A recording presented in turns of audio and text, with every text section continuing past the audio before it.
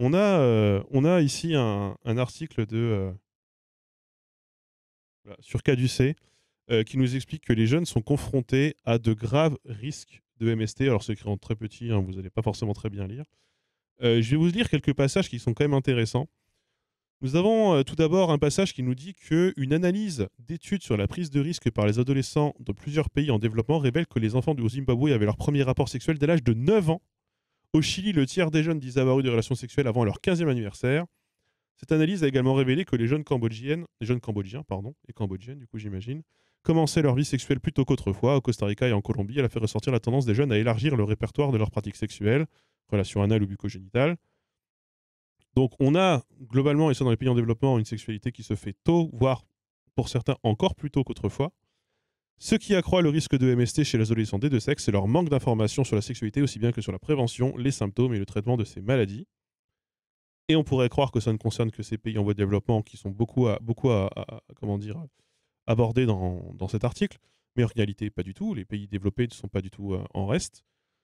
Pareillement, l'incidence de cas déclarés de syphilis, nous dit-on, de plénorragie et particulièrement de chlamydiose est généralement plus élevée parmi les adolescents que chez les parmi les adolescentes que chez les adolescents, chez les femmes plutôt que chez les hommes, toute considération d'âge étant égale dans 16 pays développés, à savoir les États-Unis, le Canada et 14 pays européens.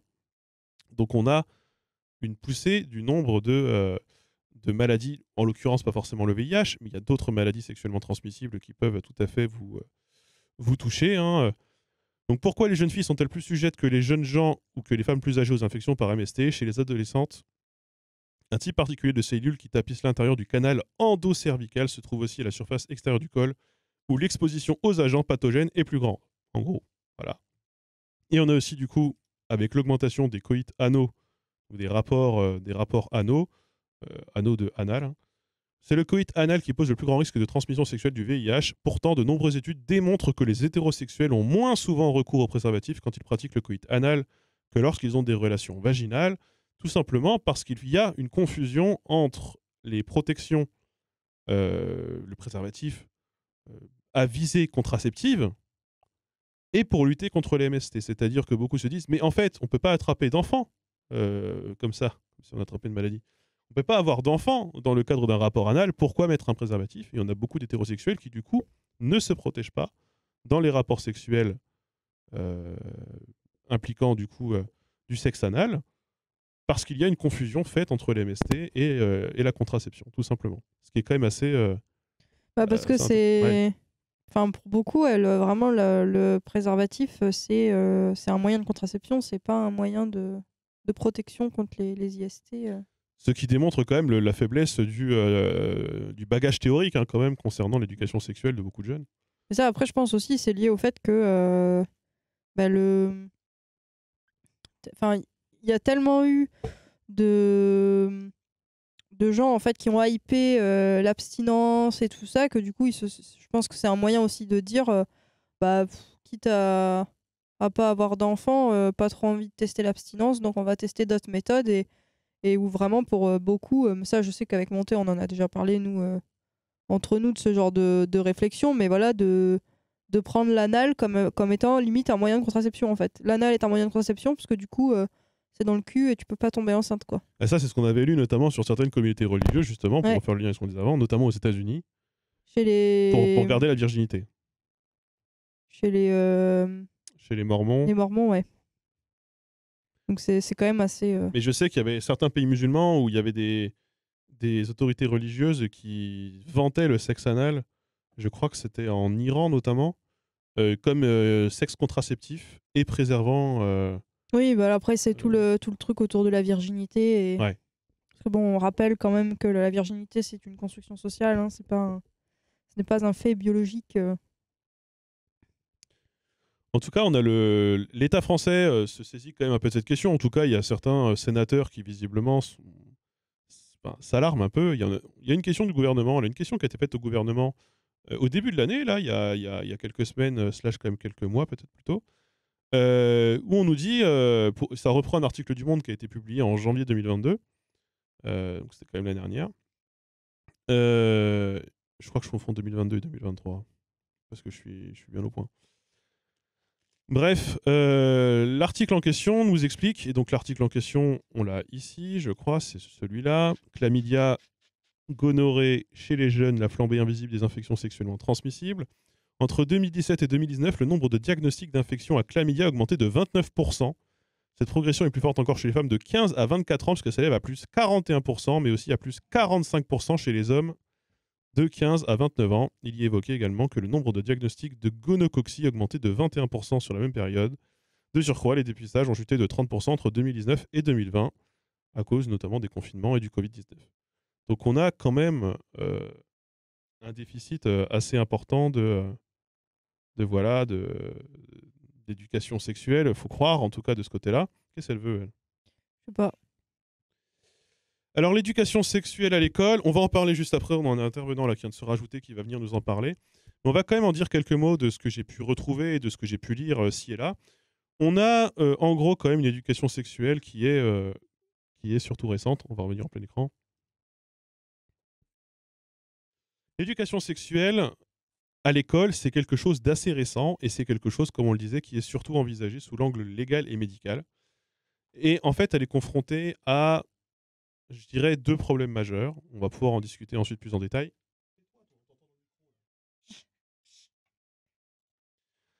Le premier problème qu'on pourrait noter, c'est les parents, tout simplement. Les parents qui peuvent être contre l'éducation sexuelle, ça sape leur autorité, ça induit des valeurs contraires pour des raisons sociales, politiques, religieuses, etc. Ils peuvent être tout simplement contre, ce qui fait que l'éducation nationale doit aller sur un terrain où en même temps, et d'ailleurs c'est écrit sur le site de l'éducation nationale, j'étais voir tout à l'heure, elle doit ne pas marcher sur les plates-bandes des parents concernant cet aspect-là. Ce qui paraît compliqué quand même. Et on a un deuxième problème qui est, alors là c'est un deuxième problème que moi j'identifie personnellement sur base de ce que j'ai pu lire tout à l'heure, c'est que la position de l'éducation sexuelle à l'école, elle est l'affaire de tous, c'est défini comme ça par le ministère de l'Éducation, Éducation nationale, et donc en fait ça devient peut-être un peu l'affaire de personne. L'éducation à la sexualité ne constitue pas une nouvelle discipline, nous dit-on, elle se développe à travers tous les enseignements, notamment les sciences de la vie de la Terre, l'enseignement moral et civique, l'histoire-géographie, le français et dans le cadre de la vie scolaire, c'est ce que nous dit vraiment le site de l'Éducation nationale. Donc c'est tout le monde doit en faire, et visiblement, personne n'en fait du tout, ou quasiment pas. Les séances de SVT, qui sont vraiment classiquement ce qu'on retient, en fait, c'est uniquement normalement le focus qui est fait sur l'anatomie et les maladies. C'est du coup ce qu'on disait tout à l'heure, c'est en fait une branche relativement réduite de ce qui est censé être l'éducation sexuelle. Et donc on a théoriquement, la loi Aubry.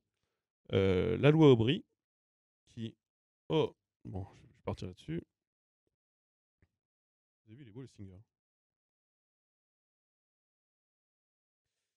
La loi Aubry qui nous dit normalement qu'on doit dispenser de 21 séances d'éducation sexuelle sur 7 ans passés au collège et lycée, ça fait 3 séances par an. Eh bien, on a un article du Sud-Ouest qui reprend notamment un thread du collectif Nous Toutes, qui nous explique en réalité que il y a 2,7 séances au total en moyenne réalisées sur la scolarité pour les jeunes. C'est quasiment 10 fois moins que ce qui est prévu par la loi. Donc ce sont des objectifs qui sont très très très loin d'être respectés, puisque c'est pas avec moins de 3 heures sur toute la scolarité qu'on va s'en sortir. Et ces 3 heures, en plus, et ça on le voit ici sur ce graphique, ces 3 heures sont en réalité surtout axées sur les IST, les MST, le VIH en réalité. Ensuite, les organes génitaux masculins, 77%, la contraception, 55%, et après, on va avoir le consentement, c'est moins d'un quart, les stéréotypes sexistes et les violences sexuelles, on va être sur 7%, et l'identité de genre, on va être sur 3,6% des sujets abordés. Autant vous dire que c'est absolument dérisoire. Vraiment absolument dérisoire. Et pourtant, selon le ministère de l'Éducation, où là, il y a vraiment étudié un truc sur l'éducation à la sexualité sur le site. Selon le ministère de l'Éducation nationale, il y a 3 objectifs à remplir avec ces séances d'éducation sexuelle. C'est prévenir les MST, bon ça visiblement c'est ce sur quoi tout est mis. Lutter contre les violences sexuelles et l'homophobie, là on est loin du compte, et favoriser l'égalité homme-femme. Et là je vois assez mal comment on peut réussir avec si peu de temps finalement dédié. Donc, bon.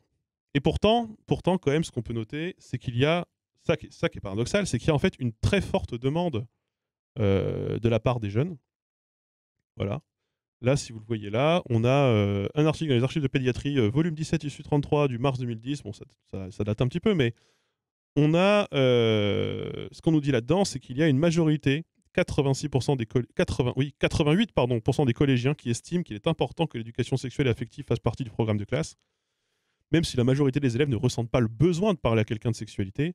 Et en réalité, quand on va dans le détail, c'est la moitié des filles déclarent en réalité qu'elles ont besoin d'en parler, et c'est que seulement 16% des garçons qui disent vouloir en parler, ou avoir besoin d'en parler. Donc on voit en fait qu'on a malgré tout aussi dans l'éducation sexuelle quelque chose d'extrêmement genré, évidemment, et une forme de non-dit, de honte qui est perpétuée et qui existe vraiment et qui est vraiment clivée sexuellement. Bah, On nous dit... Oui, pardon, vas-y.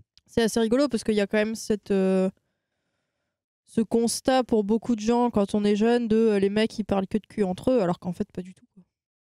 Non, pas plus que d'autres, je pense. Hein. On a effectivement ce... Moi, je...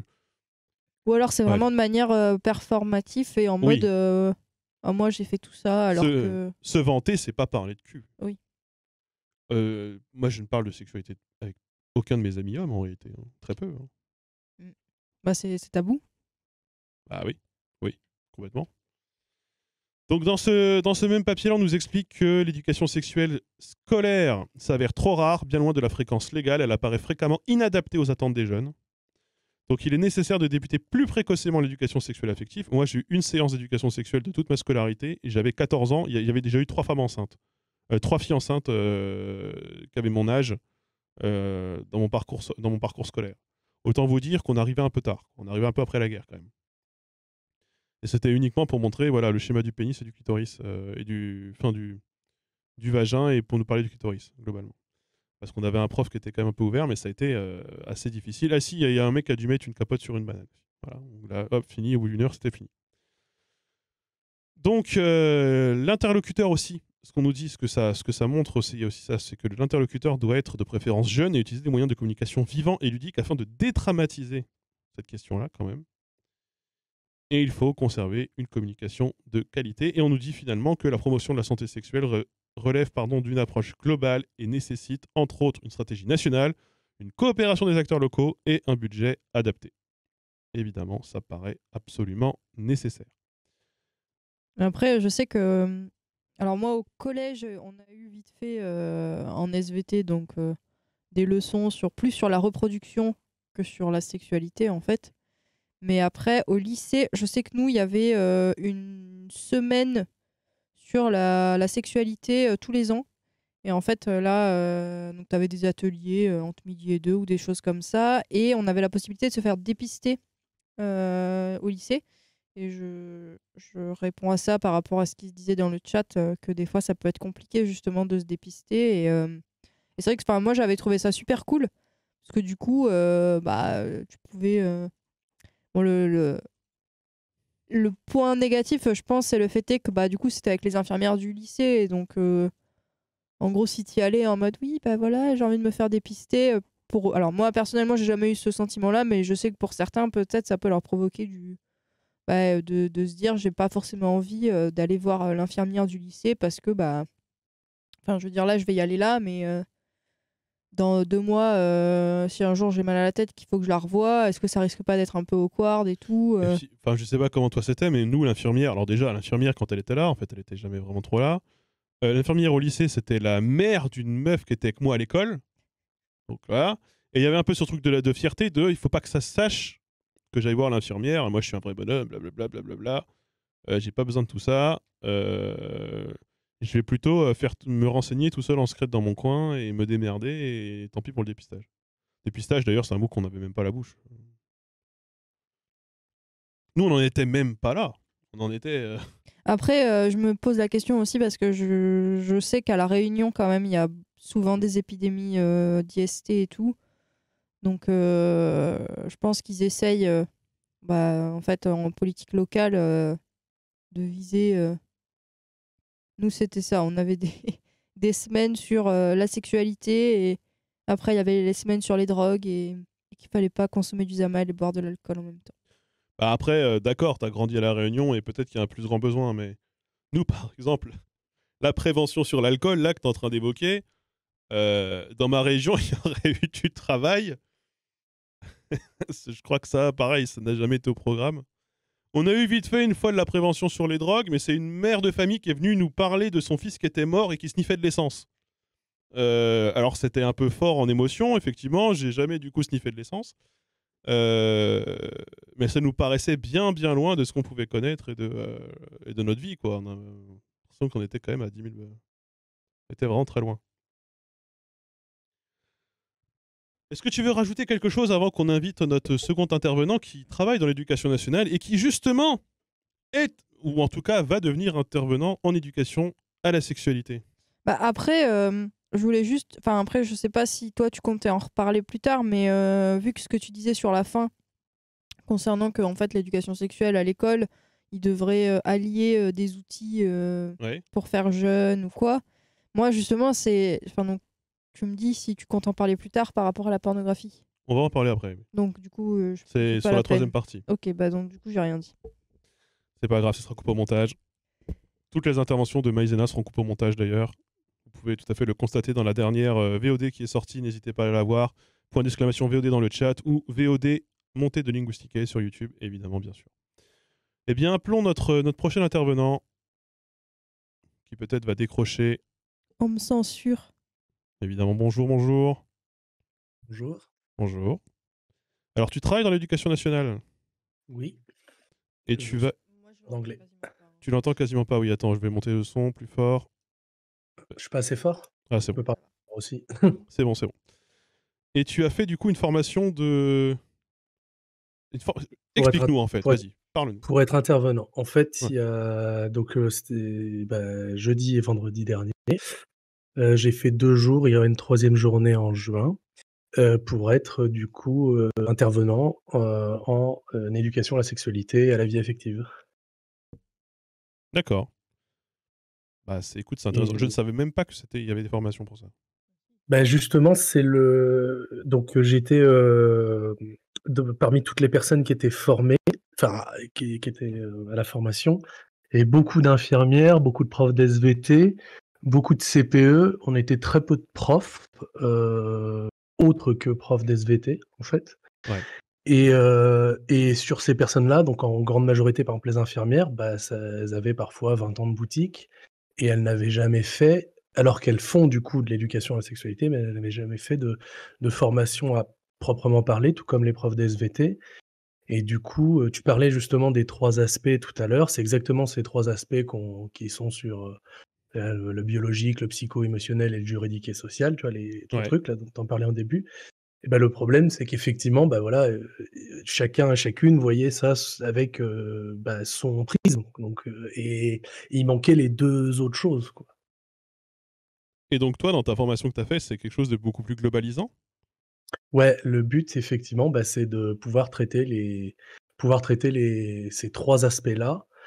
Heu, il y a pas d'apport, on va dire, on passe pas des slides à regarder, alors ça, c'est les trompes de Fallope, ça c'est voilà, ça c'est pas le but de cette formation. Le but de cette formation, c'est comment animer justement ces séances, d'éducation à la sexualité.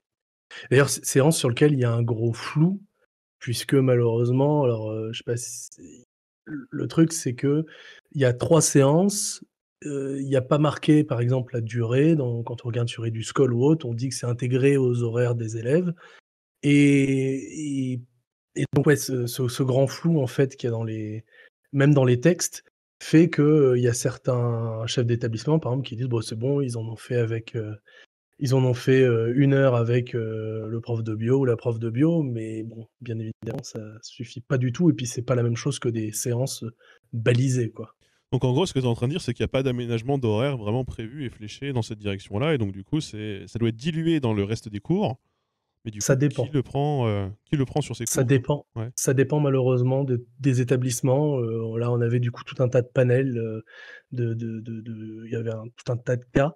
Il y avait des établissements où ça se faisait pas parce que, le ou la chef d'établissement, en avait rien à foutre. et que c'est un peu compliqué parce que, bah, en fait, c'est via le CESC, donc le comité d'éducation à la santé et la sexualité et la citoyenneté, pardon. Et ça, c'est fait, au conseil d'administration, mais le truc, c'est que, bah, le poids du chef d'établissement ou de la chef d'établissement, il est énorme, en fait, et il Mmh. peut y avoir des vétos ou des trucs comme ça. Et comme ça prend sur des heures, et ben, ils sont pas forcément donnés, en fait, ces heures-là. Et par exemple, parfois, bah, ça peut être juste, dans l'établissement où j'étais l'année dernière, par exemple, c'était, en fait 1 heure par, année. C'était juste, par exemple, il y avait la semaine du CESC, donc en gros, pendant cette semaine-là, il y avait, sécurité routière, voilà, des choses comme ça, mais il y avait aussi 1 heure, d'éducation, 1 heure et demie, d'éducation à la, sexualité. Mais on est loin des comptes, quoi. Ok. Et du coup, tu es déjà intervenu en tant que... Je sais pas Alors en d'ailleurs... tant que co Ouais. ouais, alors justement, en fait, pour être, le but, c'est que normalement, il y ait au moins une des 2 personnes, donc ça doit être toujours à 2, les interventions, et c'est au moins des 2 personnes qui est, du coup, formées. Et moi, j'ai déjà été, du coup, en co-intervenant, et justement, donc c'était avec, bah, par exemple, l'année dernière, on parlait des parents. L'année dernière, il y a, c'était la chef d'établissement qui, il se trouve, était prof d'SVT avant. Elle avait un cours, enfin, un cours d'éducation à la sexualité, et le lendemain, il y a eu le père, qui est non, le lendemain, le jour même, il y a le père d'une des élèves, en fait, qui s'est ramené, et qui, a dit a commencé à se lever devant la chef d'établissement, et puis à dire, Si vous montrez des bites à ma fille, moi je vais vous montrer la mienne». Ah, Et ah oui, oui, oui. ah bien. Voilà, voilà. Donc elle a dit: Arrêtez-vous là tout de suite parce que sinon je vais appeler les flics». Et oui, donc oui, il y a effectivement, certains parents qui refusent catégoriquement, qu'il y ait une éducation à la sexualité.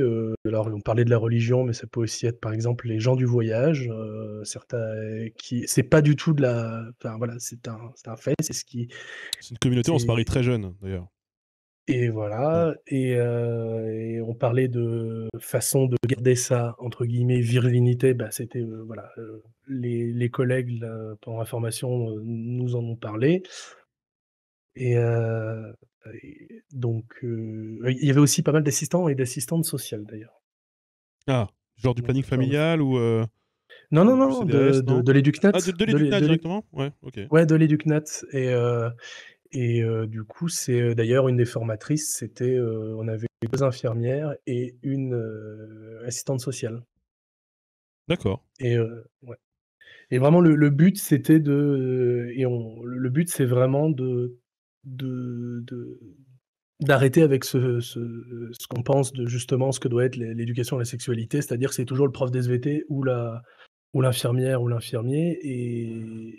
Et voilà, quand tu disais, le but c'est que ça doit être l'affaire de tous et tout, ben oui, c'est ce qui est c'est en tout cas ce qui est voulu par les académies, en tout cas.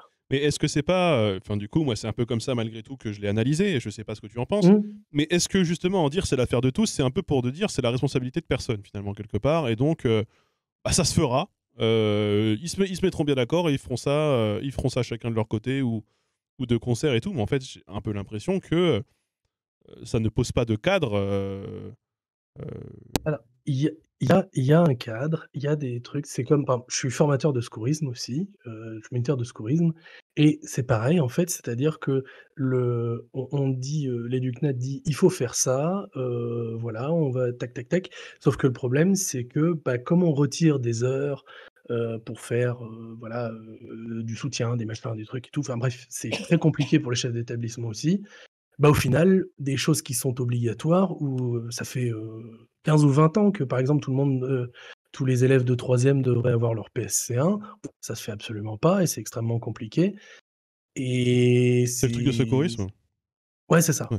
Bah, l'AFPS si tu veux. si je peux t'aider. Alors, j'en ai parlé l'autre coup en live, et du coup, quand tu es dans l'éducation nationale, tu vas peut-être un peu comprendre. Moi, j'ai fait un bac STI génie mécanique. Mmh. Donc j'ai travaillé littéralement, c'était tous les lundis, j'avais cours sur des machines à usiner, des tours ou des fraiseuses.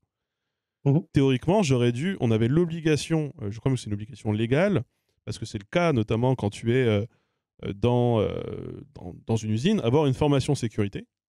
Et nous, ça Mmh. incluait notamment le secourisme. Ils ont dit on fera ça plus tard. Je n'ai jamais eu ça. Et pendant 2 ans, on a bossé sur des machines. Ça m'étonne pas et Moi, j'ai eu des c'est cours de oui. secourisme, mais c'était à l'école primaire parce que le père d'un copain, il donnait des cours. Donc on a eu le droit gracieusement à ça. Et c'est vrai que c'est quand même, ça devrait être obligatoire, je pense.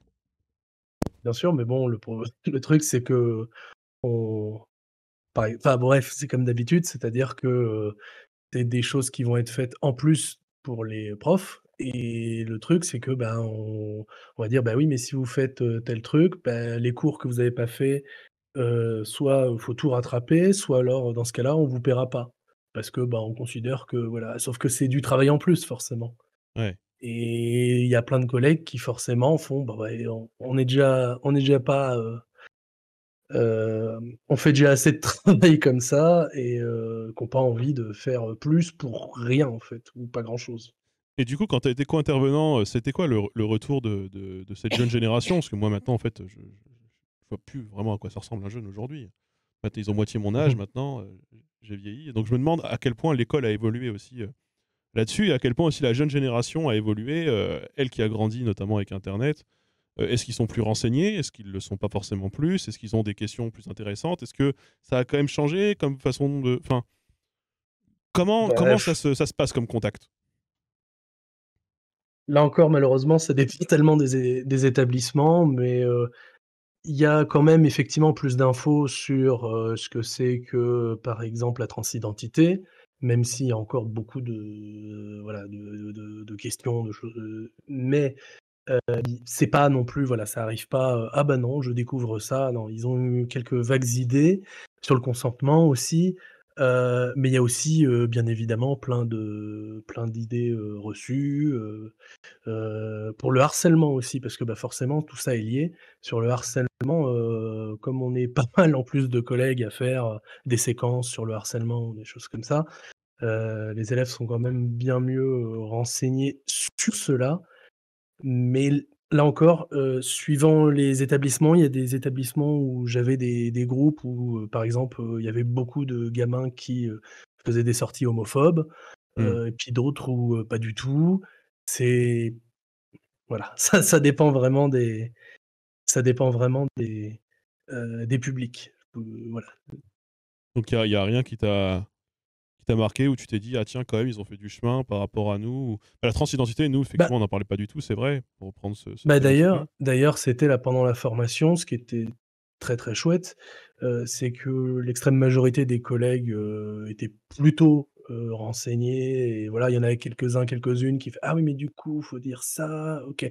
Mais enfin, tout le monde était sur la même longueur d'onde parce que en général, c'est pas trop ça dans les nat malheureusement, Ouais. quand on a des élèves trans, c'est toujours: «Ah mais du coup, faut dire il, faut dire elle, faut machin, faut truc» et on a encore beaucoup, beaucoup de chemin et en plus, on a des collègues malheureusement transphobes, complètement donc qui refusent de telle ou telle chose: «Non, c'est comme ça, un point, c'est tout». Mais les élèves quand même, pour souvent parler des différentes lettres LGBTQIA en cours, parce que, bah, voilà, c'est une discrimination et quand on parle de discrimination, voilà, la plupart des élèves connaissent et en gros, dans la classe, je peux pas dire qu'il y a une méconnaissance, quoi. Mmh. Et sur l'aspect, sexualité récréative, découverte de soi, plaisir et cetera, c'est des choses que vous abordez quand même? Alors, oui, ça se fait alors, par exemple, dans les modalités justement de séances d'éducation à la sexualité, ça peut se faire effectivement, par exemple, avec des jeux ou des choses comme ça. Il y a pas mal de jeux, de petits jeux de cartes, trucs comme ça qui le but, c'est de faire ressortir des questions et de voir un petit peu ce que les élèves, connaissent, connaissent ou pas, selon telle ou telle chose. Pour ce qui est de plaisir à proprement parler, j'ai pas de souvenir. Je sais pas ce que tu avais en tête exactement, mais j'ai pas de souvenir J'ai rien en tête, hein, c'est juste que c'est un des aspects quand même qui voilà, mais qui est pas forcément toujours mmh, très bien abordé. mmh Du coup, je me demandais si de le ce côté-là, l'éducation nationale intervenait ou en tout cas s'était donné un peu cette mission quand même. j'ai j'ai pas le souvenir comment dire? Oui, de points particuliers, voilà, sur le plaisir, sur, heu, comment, enfin, il y a il y a certaines choses sur lesquelles, on va aussi, pouvoir, renvoyer vers, des ouvrages. Par exemple, ce qui est un peu plus facile, en fait, plutôt que en plein cours, on va dire, telle ou telle chose. S'il y a des élèves, en fait, qui, ont des questions sur: «Ah beh, comment je peux faire pour, je sais pas, des positions, des machins ou autres», bah, il y a des ouvrages en fait, avec des dessins, avec des choses comme ça, qui c'est quand même un peu plus facile comme ça, c'est l'élève qui va chercher, qui regarde et c'est pas parce que ça aussi, et on a parlé pendant la formation, le faut faire attention à pas enfin la limite, c'est pas nous qui sommes en train de dire: «Vas-y, fais ça, fais ça, fais ça». C'est à l'élève d'aller chercher telle ou telle chose. D'accord, OK. Ouais, il y a quelqu'un dans Mmh. le chat qui disait, que maintenant la nouvelle génération elle est aussi, exposée à d'autres problèmes, notamment tout ce qui va être lié à la problématique du net. On pense à moi j'y pense directement, hein, comme je suis sur YouTube, à ce qu'on appelle les pointeurs, voilà, c'est-à-dire des gens qui vont draguer, des fans de 13 ou 14 ans. Ce qu'on appelle comment? C'est le grooming, c'est ça? C'est ça le mot qu'on Le grooming, oui. Ouais. le harcèlement ciblé dont tu as parlé et cetera. J'ai l'impression qu'il y a plein de nouvelles problématiques qui se sont rajoutées, quand même, malgré tout depuis. Est-ce que ça, c'est des choses que vous intégrez aussi dans votre formation, ou Mmh, pas? le pour, alors Enfin, le à tout visée ce de prévention quoi, visée préventive, oui, oui, oui, alors pour ce qui est justement heu, de, d'internet, il y a des, d'ailleurs je me rappelle plus du nom le nom de il y a un numéro, je sais plus lequel forcément, ça me vient pas. Il y a un numéro en fait qu'on peut contacter, par exemple, qui, en fait ils sont en lien avec, toutes les plateformes et ils peuvent retirer, tout de suite, par exemple, quand il y a des contenus, quand il y a du contenu, bah, par exemple, quand il y a du revenge porn ou des choses comme ça et donc ça effectivement, c'est des choses sur lesquelles, voilà, on peut leur donner un numéro où on peut nous-mêmes, voilà, appeler et ils sont en lien avec ça. Après pour les pointeurs dont tu parlais, j'ai pas le souvenir oui, on en a parlé pendant la formation, mais j'ai pas le souvenir pendant les interventions que j'ai vues ou auxquelles j'ai participé, qu'on en avait parlé. OK. Là encore, il y a pas enfin, comme je te dis, on fait pas énormément malheureusement, enfin ça devrait être 3 séances, par année, au mieux, il y en a une, on va dire, de balisée, en plus de ce qui peut se faire en SVT ou choses comme ça. Donc forcément, c'est ça fait pas enfin, ça limite forcément ce qu'on peut y faire. Moi, Et donc j'essaye d'en faire dans mes propres cours. Par ouais, exemple, je fais un truc sur le consentement dans mes cours, mais du coup, ça rentre pas dans le truc du CESC, quoi. C'est pas mais c'est moi qui fais justement, je sais pas si il y en a qui connaissent peut-être, c'est le consentement avec une tasse de thé, par exemple, c'est plutôt pas mal et donc et je fais quelques séances sur ça. C'est quoi? Bah, en fait, c'est une vidéo sur YouTube, la version française, je crois, est bien moins bien, enfin est moins bien. Bah, en fait, c'est, expliquer le consentement avec une tasse de thé. C'est-à-dire: «Est-ce que tu veux du thé? Oui. Bon, dans ce cas-là, on peut préparer une tasse de thé et si, entre le moment où je prépare la tasse de thé et le moment où j'arrive avec la tasse de thé, tu dis, tu dis: "Non", est-ce qu'il faut que je m'énerve? Est-ce que je faut voilà, ce genre de choses. Si tu voulais du thé le lundi, le mardi, le mercredi, est-ce que, le jeudi, ça veut dire forcément que tu voudras du thé? Voilà, ce genre de choses. Et donc voilà, donc ça, le consentement avec une tasse de thé. Puis, souvent au lycée, j'ouvre après sur, tout ce qui est, fraternité aux États-Unis avec, justement, bah, tous les viols oui, qu'il parce que tu es peut professeur avoir. d'anglais. Voilà, c'est ça Ouais, ça s'inscrit et là-dedans, ouais. les viols qu'il peut y avoir dans les fraternités, donc justement les frat boys, la culture du viol que peut y avoir là-bas, mais qui y a forcément aussi ici, mais du coup je passe par ça pour justement, parler de consentement et bah, de culture américaine malheureusement parce que c'est une grosse partie de la culture. Ok. Bah écoute, merci pour ces éclaircissements autour de la problématique de l'éducation nationale et de l'éducation sexuelle dans ce cadre-là. Merci à toi Mais pour ces éclairages.